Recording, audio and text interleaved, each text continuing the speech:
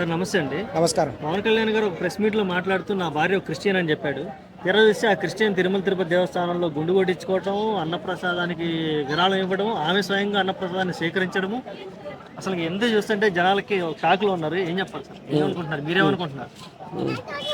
వాస్తవానికి తిరుమల తిరుపతి వెంకటేశ్వర స్వామి అనేటువంటి ఆయన కూడా ప్రపంచం మొత్తానికి కూడా ఆయన భగవంతుడు. ఆయన సాక్షాత్తు శ్రీమన్నారాయణుడే. తిరుమల తిరుపతిలో శ్రీ వెంకటేశ్వర స్వామిగా కూడా అది స్వయంభూ, అది ఒకళ్ళు చెక్కిన విగ్రహం కాదు, స్వయంభూ. అది ఆ స్వయంభూ విగ్రహాన్ని తాకితే కూడా మెత్తగా ఉంటుంది. వెంకటేశ్వర స్వామికి నిజంగా వెంట్రుకలు ఉన్నాయి, చెమట పడుతుంది. ఆయన అప్పుడప్పుడు కళ్ళు తెరిచి చూస్తూ ఉంటాడు, మొత్తం గమనిస్తూ ఉంటాడు. ఈ యొక్క వేకుజామునైతేనేమి కొన్ని నిర్దిష్ట సమయాల్లో ఈ యొక్క దేవతలు వచ్చి కూడా ఆయనకు పూజలు చేస్తుంటారు. ఇదంతా కూడా వాస్తవం. అక్కడ ఉన్నటువంటి శక్తి కూడా అందరికి తెలియజేస్తుంది. ప్రతి భక్తులు కూడా అనుభూతి పొందుతారు. ఇక వెంకటేశ్వర స్వామి గురించి మాట్లాడితే ప్రపంచం అందరూ కూడా ఆయన భక్తులే. ఇటువంటి సందర్భాల్లో ఈ కులాలు, ఇక మతాలు అనేటువంటివి కూడా ఈ మధ్య కాలంలో కొన్ని వందల సంవత్సరాల నుంచి వచ్చినవే. ఈయన అందరికీ ప్రభువు కాబట్టి అందరూ కూడా ఆయన పూజ చేయొచ్చు. కాకపోతే ఇప్పుడు మన దేశంలో ఉన్నటువంటి రాజ్యాంగంలో చట్టాలు ఇవి కొన్ని ఉంటాయి కాబట్టి చట్ట ప్రకారం కూడా చూసినట్టయితే మన భారతదేశము, ఈ యొక్క భారతదేశంలో అనేక మతాలు ఉన్నాయి. హిందూ మతము, ముస్లిం మతం, క్రిస్టియన్ మతం, రకరకాల మతాలు ఉన్నాయి కాబట్టి అన్ని మతస్థులకి కూడా తిరుమల తిరుపతిలో ప్రవేశం ఉన్నది. అది వాస్తవం. నిజాన్ని చెప్పాలంటే ఇక ముస్లిమ్స్ అనేటువంటి వాళ్ళు కూడా వెళ్తారు. ఆమెకి వెంకటేశ్వర స్వామి గారు చాలా కొంతమంది పూజలు చేసే ముస్లిమ్స్ కూడా ఉన్నారు.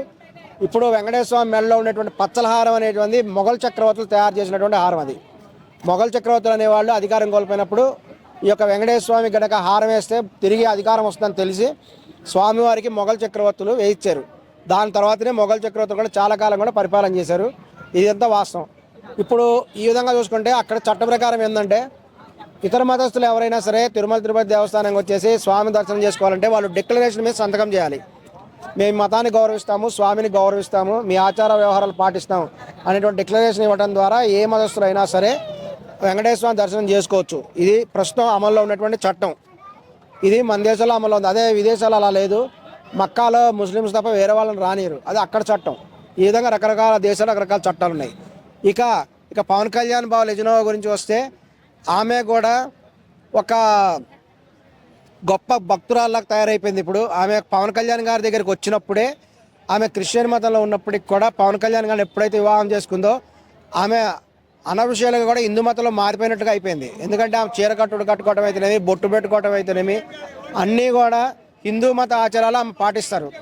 కానీ మేము ఆమెను డిమాండ్ చేసేది ఏంటంటే లెజినోవా గారు అఫీషియల్గా హిందూ మతంలోకి మారాలి అని కూడా డిమాండ్ చేస్తున్నాం. ఇప్పుడు కూడా డిమాండ్ చేస్తున్నాం.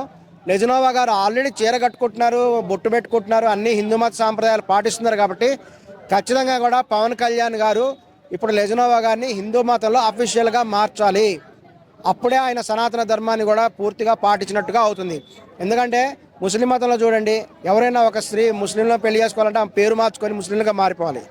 అదేవిధంగా కూడా ఆమె అంత ప్రేమ లవ్ మ్యారేజ్ చేసుకుంది కాబట్టి ఖచ్చితంగా ఆమె హిందూ మతంలో మారిపోవాలి. పవన్ కళ్యాణ్ ఎట్లాగూ సనాతన ధర్మం గురించి జాతీయ స్థాయిలో పోరాటం అంటున్నాడు, జాతీయ స్థాయిలో బోర్డు ఏర్పాటు చేయాలంటున్నాడు. దానికి అనుగుణంగా కూడా లెజినోవా గారు కూడా తగినటువంటి చర్యలు తీసుకొని ఆమె పూర్తి స్థాయి హిందూగా మారిపోవాలి. ఇప్పుడు ఆమె సింగపూర్లో ఉంది. ఆమె కుమారుడు కూడా తీవ్రమైనటువంటి అగ్ని ప్రమాదానికి లోనయ్యాడు. వాస్తవానికి పూర్తి స్థాయి వివరాలు బయట తెలియనివ్వటం లేదు. ఇది ఆయన మీద జరిగినటువంటి దాడి అని కొంతమంది కూడా భావిస్తున్నారు. ఎందుకంటే పవన్ కళ్యాణ్ గారు సనాతన ధర్మానికి సపోర్ట్ చేస్తున్నాడు కాబట్టి అంతకు ముందు రోజు ఆయన పర్యటన ద్వారా కొంతమంది విద్యార్థులు నష్టపోయారు కాబట్టి వీళ్ళలో పగబట్టిన వాళ్ళు ఎవరో, లేకపోతే కొంతమంది క్రిస్టియన్లతో పోటీ పడ్డాడు కాబట్టి, లేదా కొంతమంది ముస్లిమ్స్ ఎవరో కూడా మొత్తం మీద పవన్ కళ్యాణ్ గారి మీద పగబట్టి వాళ్ళ కుమారుడి మీద అటాక్ చేశారు అని కూడా భావిస్తున్నారు. ఎందుకంటే సింగపూర్లో ఆ స్థాయిలో అగ్ని ప్రమాదాలు ఎప్పుడు జరగవు.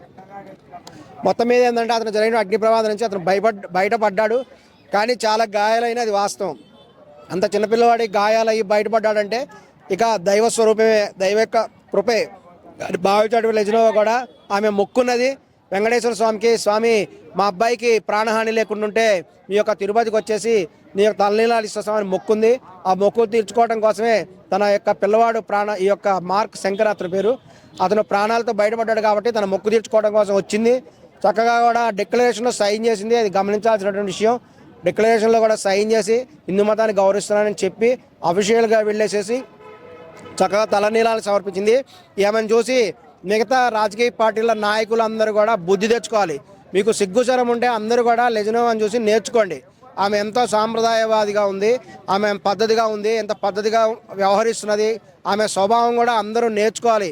ఈ యొక్క పిచ్చి పిచ్చి మాటలు మాట్లాడే ఇతర రాజకీయ పార్టీల నాయకులైతేనేమి, ఇతర మనుషులైతేనేమి, విమర్శకులకైతే తెలియజేస్తున్నాము.